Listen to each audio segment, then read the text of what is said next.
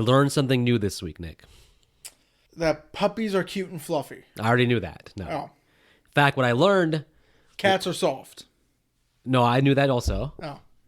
More useful information than that even. Is that psychos don't explode in sunlight.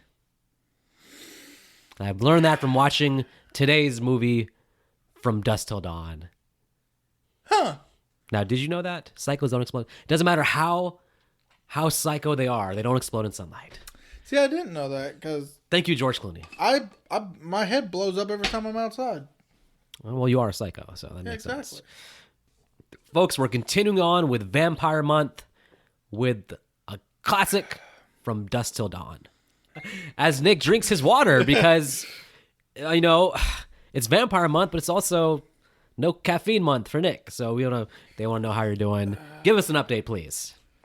So last night the Babadook came to me. The babble. The Babadook came to me. He tried to force feed me Mountain Dew. I want that to sink in. Force feed Mountain Dew to me. He made it into a fucking cake. So you're at the stage where you're having delusions. Yes. You're seeing things. Yes. You're seeing dead people. And Babadooks. I'm seeing Babadook. James Woods is haunting your dreams. No. He's telling you we have to go kill the master. No, he's giving me a bunch of dick jokes that I'm like, dude, I will punch you in the groin right now. This is your worst nightmare. You're tied to a chair and James Wood is feeding you dick jokes for like 3 hours straight. This is your saw trap. Oh my gosh, at least come up with different jokes. Come up with dad jokes. I don't care. Folks, so far on a vampire journey, we've Also, my wife is being mean to me. What? She won't give me the Mountain Dew. His wife has hid the Mountain Dew. Good job hiding the Mountain Dew. This guy can't do with it. If it's right there in the cabinet, he's drinking it all. You got to hide it. She's mean. And hide the blood, too. I'm pretty sure my wife means to kill me one of these days. Whatever happened from sickness ended health? She's supposed to feed my sickness the Mountain Dew so I can be healthy again. Now, is it true there was a rumor going around that you had gone to the hospital and instead of requesting a blood transfusion, you requested a Mountain Dew transfusion? That being injected into your blood. Was that true? It was a freak out last Tuesday. Actually, yes, it was true. Some doctor named Kevorkian came in. Okay. Oh, Dr. Death, huh? Okay. And he almost approved this, but your wife talked you out of it and brought you back home. No, my wife made him disappear. Oh. So psycho runs in the family. What the heck? I mean, you're making bodies disappear, so... Poor licensed doctor, Kevorkian. I had no part of this. She's only trying to hide her crimes. Well, listen, I mean, hiding Mountain Dew, hiding bodies, so what's the difference, really? So, anyways, folks, we've gone through John Carpenter's Vampires. We've went near dark, and now we are coming out of Dusk from Dawn. Which means we're staying up all night at Titty Twisters. Yes, with Raymond Cruz, wait a minute, I think I got the wrong cast. Did you watch the sequel? Yes. From Dusk Till Dawn Part 2? Yes, Raymond Cruz is currently on my screen. Did it have Bon Jovi in it? No. That's Los Muertos Vampires. Ah, well. I'm for one very disappointed. But I will say Bon Jovi should be in all vampire sequels. I will say this sequel does have Moose Watson. Your favorite killer from I Know What You Did Last Summer. I hate that guy. Worst actor to ever be in a horror movie. He's not the worst actor to ever be in a horror movie. You know who the worst actor to ever be in a horror movie is? I can't think of a fucker's name. The little kid from Dream Child. Jacob from Dream Child. Let's get him, Freddy. I'll give you that one. Yeah, that's exactly it. He's in the top 5, I mean. Okay, well, listen. Monica Keena. No, she wasn't that bad. She was. She deserves to be in a parody comedy type horror movie, but not a serious one. Freddy vs. Jason, place your bets. One of the best verse movies of all time. Negative. I still don't understand the hate that you have for that movie, but I haven't seen it yet, but I bet The Ring versus The Grudge is better than that movie. Is that a thing? Yes. And it's already came out? It's already come out. It's been out for I want to say 5+ years now. One thing I'm getting sick of with vampire movies that I've seen a lot lately is this whole ending thing where sunlight is the thing that kills them. Well, it's also the easiest way to kill them. It happened in Fright Night. It happened in John Carpenter's Vampires. It happened in Near Dark. But to be fair, It's gonna happen here again. To be fair, those vampires should not have been driving outside at day. That was poor planning on on the vampire's part from Near Dark. I agree. But usually it's more our protagonist busts in a door or caves in the house, caves in a window, and the sunlight comes in and kills the vampires. Yes. But now that I've seen it used so much, I feel like it is a little bit lazy. Well, then, you know what? We should watch Blade next. Ah. Those vampires don't die in daylight. Well, I guess technically they do. It's just we never see it. They're wearing suntan lotion now, so they can Well, that's Frost. go in the sunlight. So. That's Frost. He's the only one who ever thought of that. And it works. How strong is that lotion? Jeez. Right. He got the SPF like 500. What if he tried it and it didn't work? He would just like perish. So, I don't know. Actually, written by Quentin Tarantino. Yes. Acted by Quentin Tarantino. Yes, which usually I don't actually like him as an actor, but he does a good job being a freaking psychopath in this movie. Well, you say that, but I only can think of him in this movie. I can't think of him in any other movie. He wasn't in Kill Bill. He's in Pulp Fiction and he's in Planet Terror. Well, this is really his only like meaty role though. Yeah, those are more cameos. Yeah, this one was kind of a more serious, big role. I guess not serious, but a bigger role for him. Wow, he plays Psycho very well. Well, Now- it's because he's a psycho. Now, George Clooney at this time actually wasn't really a big actor. He was on the TV show ER, and he'd done like very B-movie type roles, but he wasn't a star yet. So this is where I probably piss off some people, but I've only seen George Clooney in 2 roles. Now, with me thinking about it, I guarantee you if I looked it up, I could probably find more. But at the top of my head, I've only seen him in 2 roles. This one and Batman and Robin. This shows you Nick's lack of diversity in movie watching. I don't think he I watches. don't watch drama. He doesn't watch good movies. Not true. I watch Nightmare on Elm Street. What about, you never seen Ocean's 11? Nope. Wow. I haven't seen Ocean's 11, Ocean's 12, Ocean's 13. I think there's a 14. I haven't seen that either. Yeah, you really, that Criterion thing would do nothing for you. You'd be like, what? Drama? What? Right.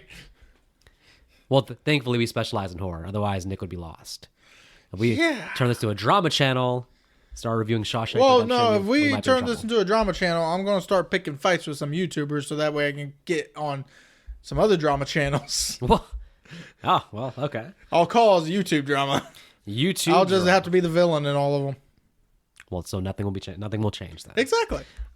Okay. Well, listen. I mean, let's focus on pissing off the Scream 6 fans. Well, wait, no, I didn't say Well, that. I'm about to say, we already did that. We did, yes. And there'll be more to come with our more modern horror views pretty soon. So, but I say we do X next because it rhymes.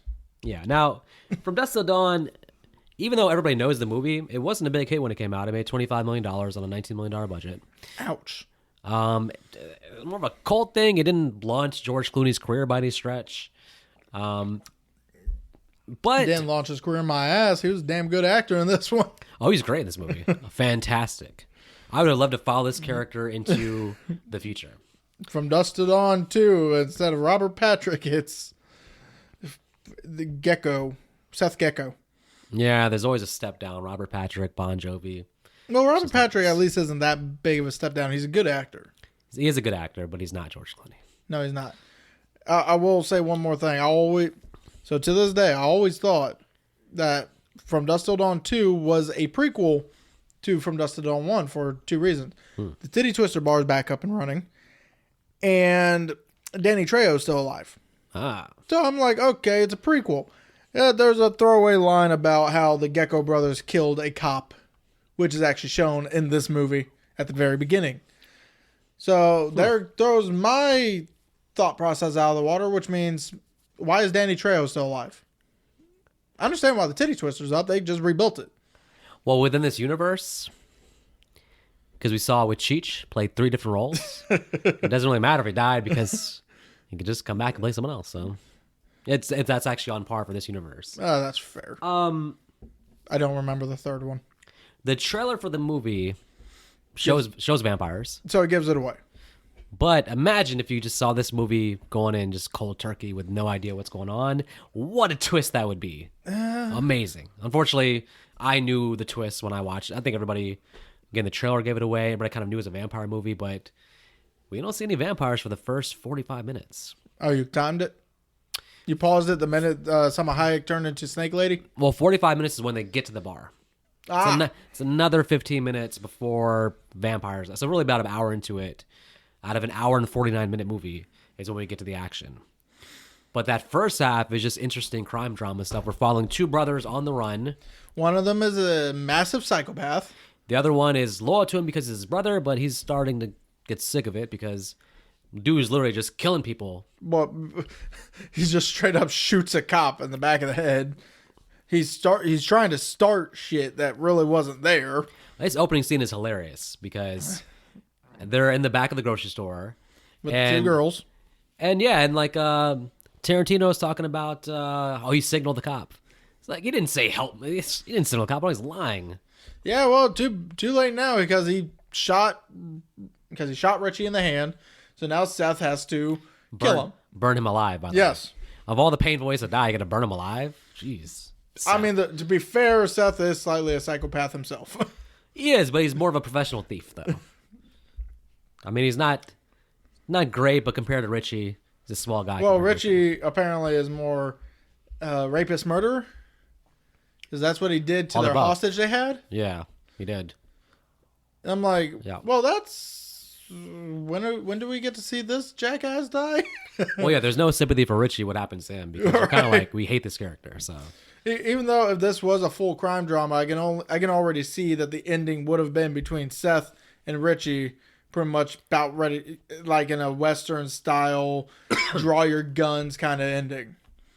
They could have done a prequel to this movie, honestly, and still had those characters. Well, they have a TV series, so I don't know. Maybe that does a prequel because I doubt the entire season is about the vampires at the titty twister. Well, I mean, back then, if they wanted to do something still following those two characters, maybe you could have got George Clooney back for a prequel. There's no way you can back now for anything. Oh, heck no. It's way too big for this. Unless he says, sure, I'll be a vampire. Yeah, on IMDb, it has the genre is listed as action, crime, horror. I see the action, I see the crime. I think people would just associate if there's vampires, it must be horror, but really not the case. Is Blade classified as horror?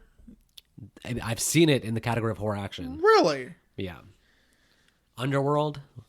That's really not vampires, though, is it? Yeah, it's Underworld is pure action. There's no horror to it. Well, vampires are pretty diverse. You can have vampires in comedies, action movies, horror movies. But I think horror, they're still mostly associated with horror, though. Even though the movies we've been reading, from Dusk Till Dawn, definitely more action, I would say. Near Dark is definitely all horror. Yep. And John Carpenter's Vampires, I guess, was more action, too. It was more action, just, low budget action because they lost their budget. Lost their budget. Big what if. That movie could have been a lot better with the bigger budget, I think. Well, let's also talk about the other star of this movie with Harvey Keitel. I thought you were going to say Salma Hayek. She ain't in this yet. Harvey Keitel playing the pastor who's lost his faith in this Because his wife is dead. I wonder how many times they've played that role. A lot. Maybe not Harvey Keitel in particular, but how many times that role has been played by anybody. It's a very familiar type. Yeah, because it was also... Wasn't that also Mel Gibson in Signs? Yep. Yeah, I thought so. I couldn't remember if it was Signs or if it was the parody that did that or if they both did that. Yeah. Well, they're good. We have him and his daughter and son. Played by Juliette Lewis. And his son, played by... Don't know. I've never seen the son before in my life. Ernest Liu. Don't know who he is. Oh, okay. I mean, he's the actor in the movie. Well, I don't know what else he's done besides this movie. And to be fair, Harvey Keitel, I've only know him in 2 movies. What's very interesting is I'm looking at the poster of the movie. Shows no vampires. Not only that, but look at the casting. It has Harvey Keitel as the first name. Yeah, it does. Now, at that time, Harvey Keitel actually was a bigger star than George Clooney. Oh, okay, that's why. But the idea that George Clooney doesn't have first billing is pretty interesting. Wow. Yeah, but like I said, you got Harvey Keitel, Juliette Lewis. Granted, Juliette Lewis wasn't that big. Definitely wasn't that big of a name yet. Yeah, this is early on, right? So To be fair, she probably still isn't, because all these actors in this movie, I've only seen them in very handful movies. Harvey Keitel, I've only seen in Rising Sun other than this movie. Can't think of another movie he's been in. So there's a reason for that. Because you don't watch good movies. What are you talking about? Rising Sun's a good movie. He has a lot of dramas. Well, I don't watch drama. You haven't seen Reservoir Dogs? You might like that. It's kind of action-ish. I don't think I've seen that one, no. All right, Reservoir Dogs. He's in a lot of Tarantino stuff. Pulp Fiction, Copland. See, he wasn't in Kill Bill, though. Oh, my God. It's the only Tarantino movie you know is Kill Bill. Not true. I know The Hateful Eight, which I have not seen. Well, I'm glad you've heard of it. I mean... But also Juliette Lewis. Only know her in this movie. And I know that she's become a big actress in the last sort of while, I think. But I'm looking at her her filmography, and All drama. Well, if I go back to the 90s, she did a lot of let's see. So after she was in Cape Fear. What's Eating Gilbert Grape, Natural Born Killers, From Dusk Till Dawn, of course, The Way of the Gun, a lot of character drama type roles. But then she's been in some comedies, Starsky and Hutch, My Name is Earl, the TV show. Is that the Starsky and Hutch with Vince Vaughn and Ben Stiller? Yep. I've seen that one. Yeah, she's in that. Snoop Dogg ends up winning the day. Oh, well, okay. And now looks like she's a star on the show Yellow Jackets, which is really popular, I guess. Never seen it. Oh, I've heard of it, never seen It's it. the Kevin Costner one, I think. Or Never seen it. No, maybe is that no? That's I'm thinking. That's a else. Netflix one, ain't it? Yellow Jackets? Yeah, you're right. That's not the Kevin Costner one. No. Yellowstone is the maybe these on To Yellowstone. be honest with you, out of all the actors and actresses that's in this, the only one I can clearly say I've seen a lot of, personally, is Salma Hayek. Okay, I was gonna say at least you've seen her. Well, yeah, I mean, there's this. There's, what was it? She was, I think she was Desperado. Desperado. It's been so long since I've seen. I think actually I've not seen Desperado. I've seen Once Upon a Time in Mexico. Then there's also Spy Kid. She played, I think, the woman that gives them the weapons. You never saw Fools Rush In? It's like a romantic comedy with her Matthew Perry. Nope. I watched it last month because Matthew Perry. Wild Wild West. Oh, I like to forget that one though. I don't. I actually like that movie. You and 6 people in Idaho like that movie. Why do you hate Idaho so much? I don't hate Idaho. Then why do you always bring up Idaho when it comes to movies you don't like? It's the thing. You pick any small town, even though Idaho's a state. You pick a small town. You You'd say be doing better if you chose like Nevada, even though they have Las Vegas. But apparently Las Vegas is its own thing. yeah, Nevada's a huge thing. But still, All right, I you- actually all like right. Wild Wild West. All right, you and 6 people in Toledo. Canada now? No, where's Toledo? Toledo, Canada? No, it's Toledo is in. Let me Google that. It's in probably in Ohio. Let me see. Toledo, city in Ohio. You and 6 people in Toledo, Ohio, liked Wild Wild West. I don't know if Will Smith even liked Wild Wild West. We know Tom Savini, Cheech Marin. Cheech Marin, did he get paid? Is it pronounced Marin or Marin? I don't know. Cheech Marin, I think. Marin? Okay. I think Marin. He got paid for 3 different roles. Yeah, this man is all over the place in this movie. He was like, man, you know what? Just put me in every role possible. And he had the best monologue in this whole movie. Yeah. George Clooney had some pretty good monologues, but he had the best one. Right in front of the titty twister. Oh, yeah. Yeah, at the end. Yeah. No, in the very beginning. Oh, when they yeah, first yeah. arrived there. Yeah. I don't think I'm allowed to say, granted I've been saying titty because. But let's just say he has a great monologue at the beginning. So Tom Savini's an interesting choice, though. So I did read that basically Tarantino wrote this script. There was like a rumor, it's not really substantiated, but the idea was that he needed an FX, he needed some special effects for the movie Reservoir Dogs, one of his earlier movies, his first movie. And so he got them to do the special effects for that for free. In exchange, he wrote this script for a special effects FX group, KBN, I think it's called. He wrote this script for them to be like, okay, you guys can really do your thing with effects and show your thing with this movie. So, and then having Tom Savini, who was like the king of effects, Right. as we know. He's always playing bikers too, I feel like. So, Yeah, this one, Dawn of the Dead. yeah.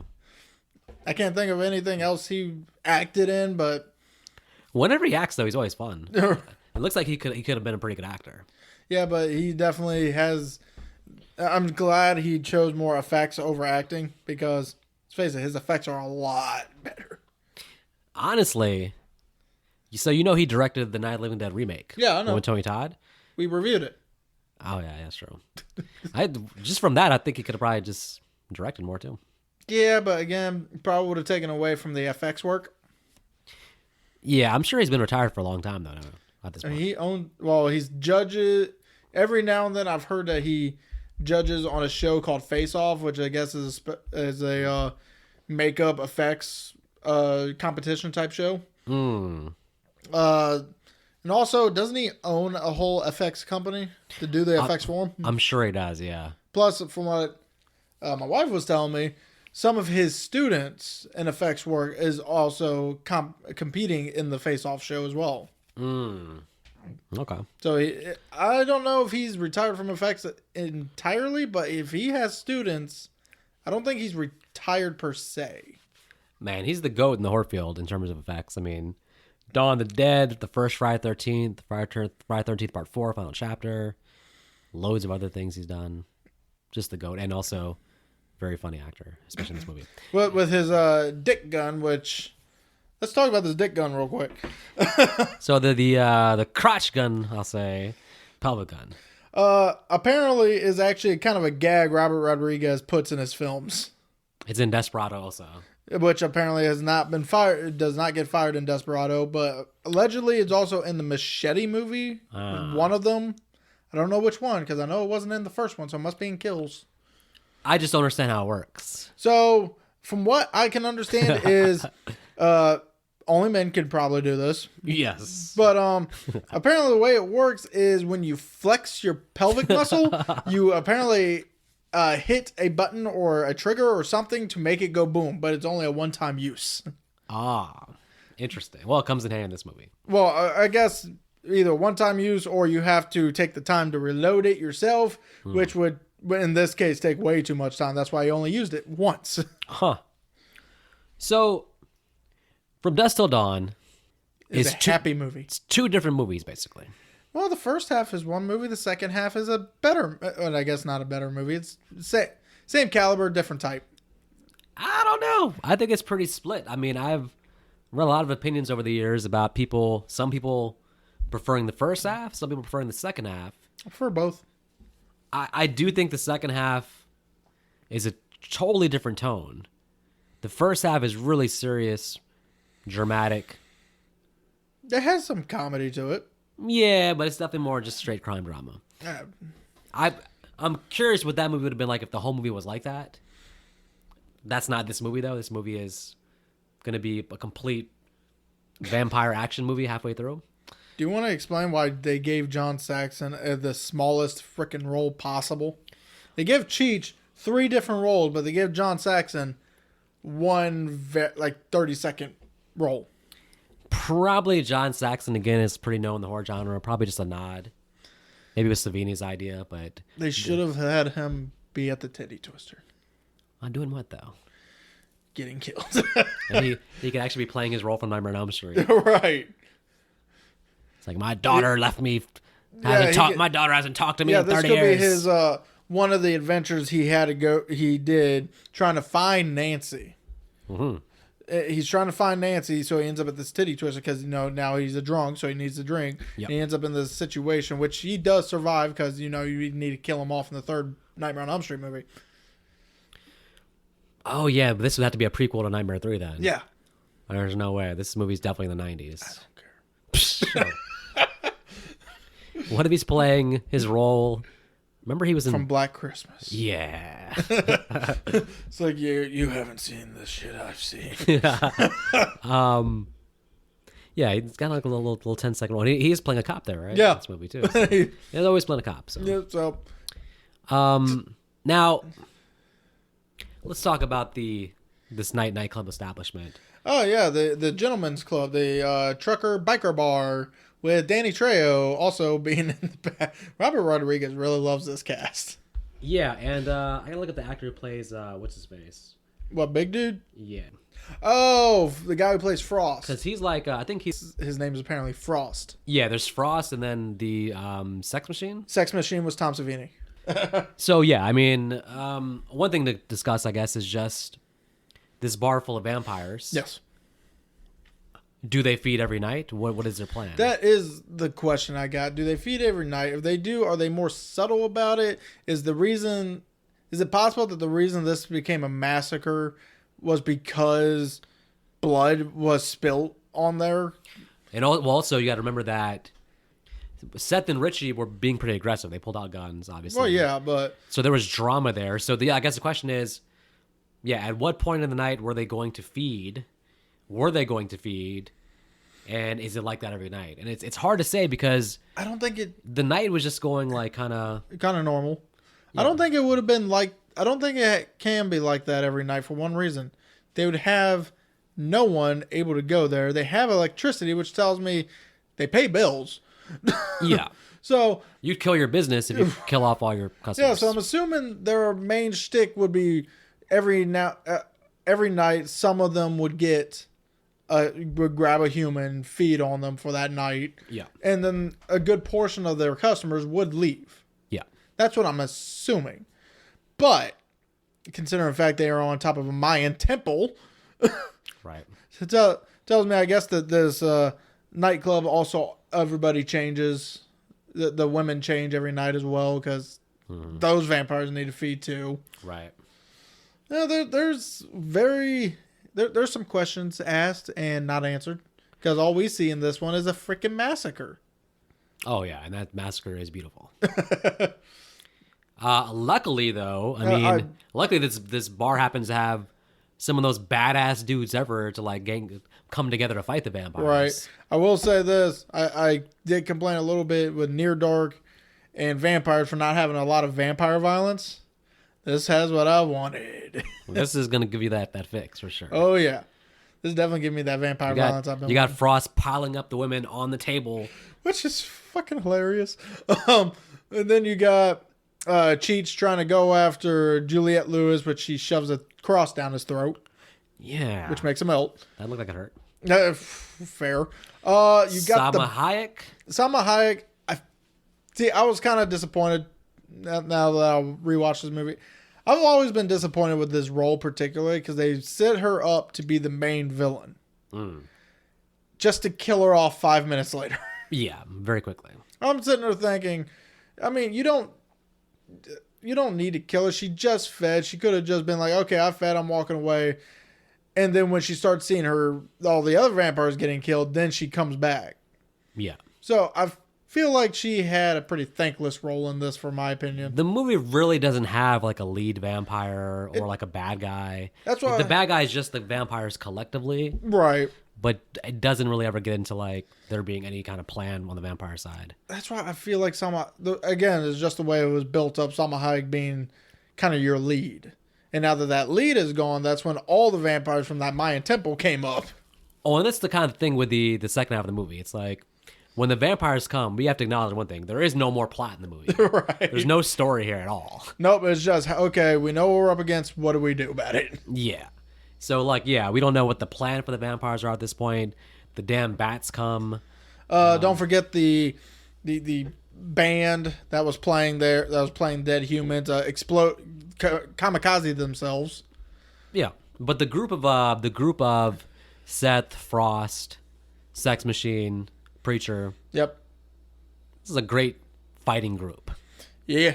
If they could have just stuck together for longer, it would have been nice. but- Unfortunately, it was really Sex Machine's fault because he wasn't paying attention to himself when a vampire comes up and bites him on the arm. And slowly, Turns into a vampire. in a very funny way, I would It's say. very inconsistent on the vampire turning because Sex Machine took, let's say, about an hour. Yeah. He bites Frost, Who immediately. immediately turns Now- into big ass. I was wondering, so when Frost then goes to fight Sex Machine, he throws him through the window, letting in the bats. Right. Did he do that on purpose to let the vampires in? Something tells me at this point it was probably on purpose. At that point, he's still fighting. He's like, sex machine. He picks him up like he's still fighting him. Right. But then 5 seconds later, when the vampires come in, he's now turned. I feel like yes, that was on purpose. Because what if mid throw is when he got turned? That's why he threw him instead of just impaling him on the table legs with those 4 horse. Yeah, I would have liked to seen Sex Machine and Frost Actually get into a fight. No, I would like to see them on the good guy side a little bit longer. Have them more involved to the end. Well, the movie does lose a little bit to me when they're both gone. So, well, what's even funnier was although I have to say, Frost like interrupting the movie for like 10 minutes to give his backstory. yeah, It's like that we don't even get to hear really. he's going on and on like forever, and I'm like. And I'm looking at the Seth and all of them, and they gotta be like, "Why is this dude still talking? Like, we don't need to know your entire life story, man." Well, notice how the kid, I forgot Scott. Yeah. Notice how Scott looks over at Sex Machine as he's turning. He's like, Well, it's so comical because it's like he's hiding his hands, hiding his mouth. but then you always cut back to them, and it's like again, Frost is just like ongoing, like, pantomiming this entire life story. I'm just like, dude, why are you telling this story for 30 minutes? And then we get another funny thing with Sex Machine, really, when Sex Machine's beating up everybody. Frost's like, "You bit me. What you gonna do, Betty?" And all of a sudden, just still staring at Frost, just backhand Scott. Yeah, there's a lot of funny lines. The George Clooney line about, no thanks, I've had a wife. Oh yeah, it's like, "You will lick the dog shit off my boots." Like, no thanks, I've already had a wife. Oh, it's an improvised line, which Robert Rodriguez said that he didn't actually plan to keep it in, but then it was in the trailer, so he had to keep it in. But that's great. So the editors who did the trailer is like, fuck you, this is staying in. It's like, this is the best line in the movie. Thank goodness. Yeah, so I mean, I'm on the side of basically that because I'm into vampires and stuff. I like the second half better than the first half. Mm-hmm. But I can see if you just watch the first half and you set yourself up for like this crime drama between the two brothers, I can see where the second half is like that all goes to shit. And it's like now just killing vampires in the whole second half of the movie. I can see where that might be a little bit like, oh, this is not the movie I sort of got into in the first half. Yeah. But they did that by design. The whole thing was they wanted to do sort of a grindhouse thing where it's like they purposely wanted to have 2 movies basically in one thing and just change the tone completely halfway through. There's very few movies that have ever done that. So and actually succeeded. Yeah. But also, I will say, they got rid of the most throwaway character pretty quick, which is fine by me. And Scott. Oh, he was there for a while. Well, I say that, but I'm talking about in the climax. Oh yeah. Again, this is a pure action movie, so you're not expecting the more untouchable character than Juliette Lewis to be the one getting killed. But at the same time, I'm sitting there watching this guy get tore up. I'm like, you want to put him out of his misery, please? Yeah, it was uncomfortable at first because the way he's screaming is uncomfortable. Well, yeah. As the audience, you're like, man, it's... Well, because think about it, he's the only one who's actually reacting to that kind of pain, whereas everyone else who's been attacked by vampires is just like, this is mildly inconvenient. Well, it's like the tone has gotten so goofy at this point. Now we're trying to bring it back to like a serious moment. Now. Especially since it's the full climax scene. And yeah, it's Juliette Lewis pretty much having to kill her brother. And then you get... I'll be honest. Once the dad got bitten, I was like, okay, the dad's definitely dying. But I really thought both kids would make it. To be fair, I had a feeling Scott wasn't for one reason. He got nothing to do in this movie. There's really no reason for his character to be there. Right. So... You could have just had the girl and not really needed him. So. Exactly. So then you get George like... Wait a minute. Explain to me what happens to Scott because... He blows up. Even though he wasn't turned yet, so I don't know how he blew up. She shot like the general area, and they all exploded. You want to talk about what happened to Frost? He like Sabuku'd himself. Yeah, I don't understand either. He sees a guy who he can clearly take on about to swing a damn shotgun at him, and he just like, nope, I'm out. Yeah, he did just die in the weirdest way. He was just like Like he hit his own his own self-destruct button. Right. I was like, what? No, His head was about to get knocked off. Probably. I thought that's Well, where they're going with it. But. I do have a slight issue, kind of inconsistent. They say that these vampires, their skin is soft, it's weak. Yep. Hit it hard enough, their head pops off. I have a question because the whole first massacre, you see people punching these motherfuckers. You see George Clooney punching them with full force. You see the big dude Doesn't do anything. see Frost punching them with full force. Nothing. Yeah. Up until Frost pulls out big dude's heart. The soft skin thing, it doesn't really come into play. Yeah, so I'm wondering what's the point of even mentioning that. There was a funny bit of dialogue where they're talking about vampires and how to kill them and stuff, and like the guy's like, doesn't silver have something to do with it? And she's like, That's werewolves. but then she's like, no, it's pretty sure it's silver. And she's like, do you have any silver? It's like, no. It's like, then it doesn't matter. Like, Oh, better yet, after Kate kills her brother, Seth's just like, how many more rounds you got? now, I think the reason why, Well, I mean, granted, they're still being attacked by vampires, which you'd think with both of their backs turned, sitting there mourning, why they weren't just mauled right then and there. yeah, and want to mention why that dialogue was cool too, but that silver was because I think there is always, I felt victim of this too, where like people think that silver has something to do with vampires, like silver bullets or something. There's always, even I thought that too, but it is just werewolves. So right? go ahead and put a silver bullet in a vampire's heart. Tell me if that works. All right. Gotta find me a master. So The ending is pretty much your cop out of Cheech shows up and blasts the door open, and the sun hits the disco ball, and we just get a cool visual of the light constantly hitting different vampires and them exploding. and then Cheech, having seen all this, then asked the insightful question: what were they, psychos?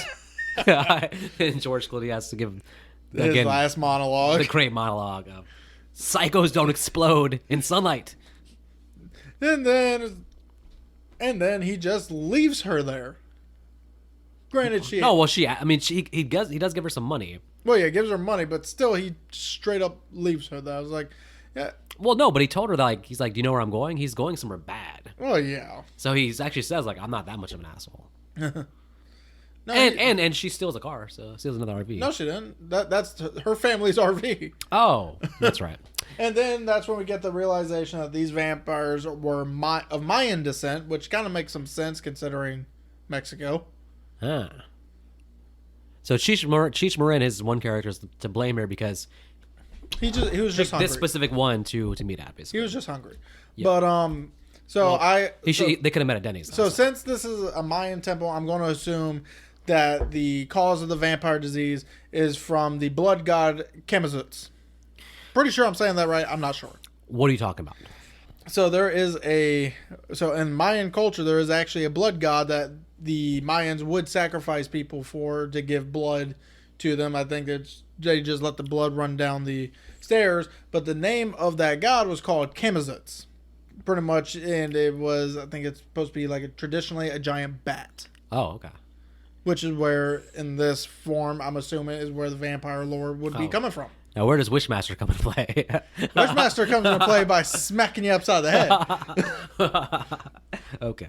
Well, Just don't think about him and he won't come. Remember, he is Jin. yeah, that's true. Oh, no. Would you have liked to seen Tarantino's character stick around longer? No. You don't think it would have been interesting though if he was there, with him being such a psychopath versus the vampires? No.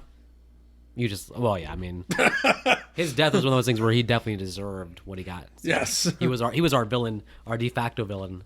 I just love how Salma told Seth, like, I wonder if you taste as good as your brother, and then goes, no, your blood ain't worth it. It's like, make up your mind. Is it because I'm not as evil as my brother over there? Oh yeah, maybe that was it. The evil in the blood made the blood taste Sweeter. It made it taste not like chocolate milk, like strawberry milk. If you like strawberry and nobody likes strawberry milk. milk. She does. What? There's no way anybody likes strawberry milk in the world. So, honey, you like strawberry milk, right? Now why? Why do you like strawberry milk? Why is this the question right now? We were talking about chocolate milk, and I was like, well, nobody likes strawberry milk. But and he's like, you like it. And I'm like, what? Final thoughts? Final thoughts. So I'm just gonna stick with. This is a fun as fuck movie. The beginning is Why do you say that so aggressively? Jesus. the beginning is definitely a good time to see what our characters are, how they're getting to point A to point B, and what kind of characters we are dealing with, along with the kind of vibe we're supposed to be getting from the movie. Once it turns from crime drama to vampire, tone completely shifts, but the humor in it does not. The whole movie is pretty humorous throughout the whole thing. It's fun. There's a good amount of action, good amount of gore. There was also a vampire with a stomach mouth. True. And for the most part, the characters were pretty memorable in their ways of just making me go, huh? And then laugh. Unique band like of people. Frost Sabukuing himself. I mean, what the hell? What are you doing, Frost? Why did you just let yourself die? Why did you become a band member? You were such a badass, Frost. Why do yourself like that? Yep. So at the end of the day, I'm giving this movie a 3 out of 4. It is fun, but don't expect a whole lot of anything from this movie except for a fun time. Yeah, I'm going to second that. Also give it 3 stars because it is a fun movie. It does completely abandon all sense of reality and plot about halfway through. But you get a lot of fun vampire action in the second half. You get fun characters. George Clooney's character is just a great anti-hero. I've always liked Robert Rodriguez as a director. He did Desperado also, which has a lot of the same cast members. Actually, Salma Hayek's in Desperado also. It also has Antonio Banderas. Oh, yeah. Which I'm surprised he wasn't in this one. The first half of the movie makes you think you're seeing a very serious kind of drama, but then it turns itself on its head. Very well done, though, because if you don't know what's coming, it's a huge freaking twist. And anyone who sees this podcast now knows what's coming, so we apologize. Well, everybody knows the cat's been out the bag for about 25 years in this movie. Since when? The movie only came out in 96. For about 25 years, it's been out the bag. Ever since the trailer came out, it's been out the bag. Well, don't watch the trailer. We've mentioned that plenty of times on this podcast. Don't watch the trailer. That should be the biggest takeaway of everything is just don't watch trailers. Just watch the teasers that don't give you anything except for the name so you know what to look out for. So definitely give this a watch. Now, everybody's seen this movie, but would you recommend watching the sequel or no? So the sequel, I'm actually currently rewatching it. It is currently paused on my TV screen.